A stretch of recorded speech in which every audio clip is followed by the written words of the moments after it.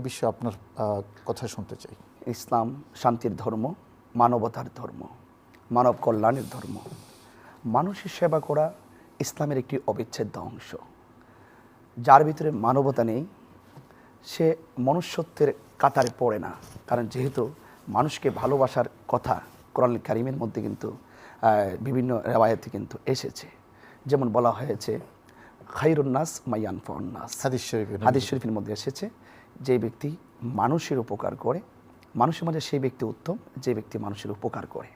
আর একজন মানুষ যতক্ষণ পর্যন্ত মানুষের কল্যাণে নিবেদিত থাকে, আল্লাহ পাক রাব্বুল আলামিন কিন্তু ততক্ষণ পর্যন্ত তাকে বরকত দিয়ে থাকেন, তার উপরে কিন্তু রহমত দিয়ে থাকেন।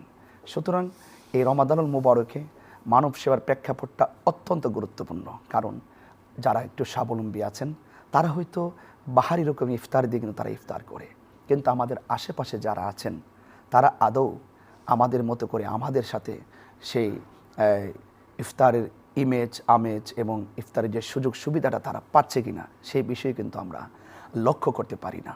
আমাদের লক্ষ্য করা উচিত। আমি আশা করব যে রমাদানুল মুবারকে তারা হৃদয়ের মাঝে মানবতা যে একটি অবিচ্ছেদ্য বিষয় সেটাকে দারুণভাবে তারা স্থান দিবে।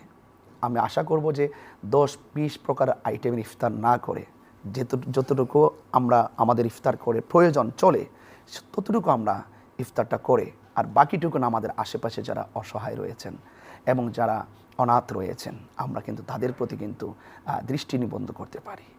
এটা কিন্তু একটা গুরুত্বপূর্ণ বিষয়। অন্যান্য ধর্মের মধ্যে আমরা দেখতে পাই তারা রিলিজিয়াস ফেস্টিভ্যালগুলোতে দ্রব্যমূল্য কমিয়ে দেয়, কিন্তু দুর্ভাগ্যজনক যে আমাদের এই তৃতীয় বিশ্বের মধ্যে এই ধরনের ধর্মীয় যেই পর্বগুলো আছে সেগুলোতে দ্রব্যমূল্য আরও বাড়িয়ে দেয়। এটা কি মানে রমজানের যে মৌলিক আবেদন এটার সাথে কি এটা মানে সাংঘর্ষিক নয়?